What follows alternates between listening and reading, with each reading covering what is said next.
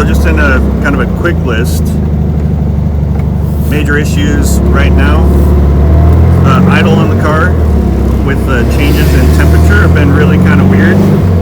So I've been dealing with the old school, come to a stoplight, hit the gas with your heel and try to keep it running. And I have adjusted the carburetor and everything, and it's just kind of bizarre.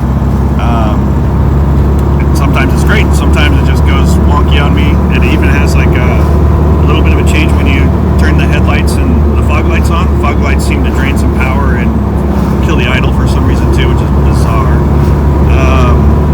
Most recently, I changed out the battery. My car wasn't starting, and I thought it was the starter, so I actually went and purchased a new starter. That didn't work out. Put the old one back in, jumped the car, and started.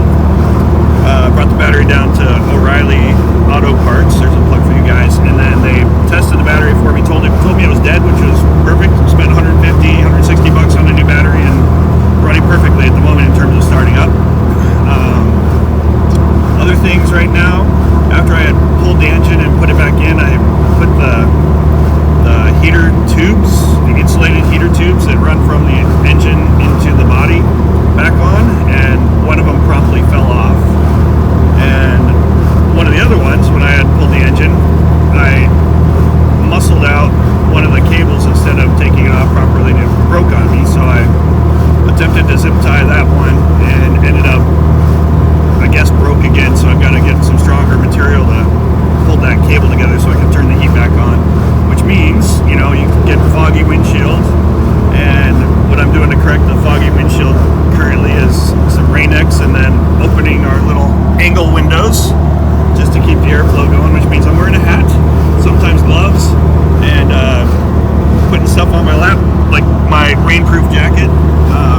So anyhow, that's another issue.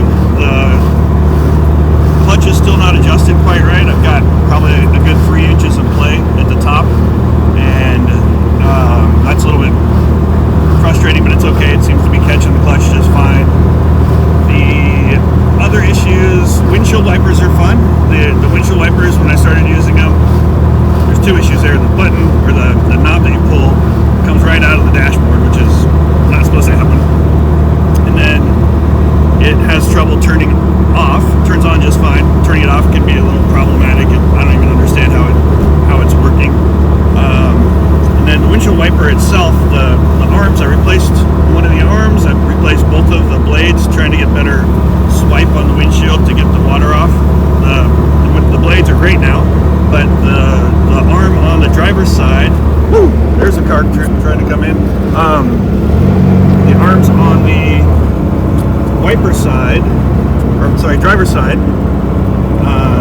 is just doing something really funky. It's like, I'll show you guys in a minute when I stop, but when I turn the motor on, it moves, but it was starting to, just swipe a little bit. It was getting like 50% coverage on the windshield, so I adjusted the screw that attaches it to the post, and that helped for a time, and then it must have slipped. But the weird thing is that the actual arm of the wiper arm is kind of pivoting and twisting when it's swiping. It's a really hard thing to describe, but let me see if I can turn it on and show you guys. I don't know if you'll catch it. Oops. Turn it on would be good. And that's the one right there. So you can probably see it twist as it comes through. It's a really strange one, and it makes the blade kind of flop back and forth as the whole arm twists. So I'm not sure if I'm dealing with the connection to the post, where I just have to crank on that screw a little harder, and I've been cranking on it pretty hard, or if it's actually the post itself, and if I have to pull the wiper assembly off, the part that's inside of the front trunk, and see if I need to adjust that post or just get a new motor, I guess. So that's another big one. I think that's about it. We got seatbelts in it, of course. Seems to be driving pretty good once we're up to speed. Taking it on the freeway a few times, and it's getting up there with the new battery and everything. I don't know if that helped, but I'm hitting 65, 70 pretty easy on the freeway. and that's a bonus. It does get blown around a lot, so I have to be judicial in the routes I take. I don't want to go across the bridges in Seattle with the open wind tossing me about. With some construction on one of the bridges, it makes the lanes really small and I'll be all over the place. So it's a wild ride, but pretty fun. All right, see ya.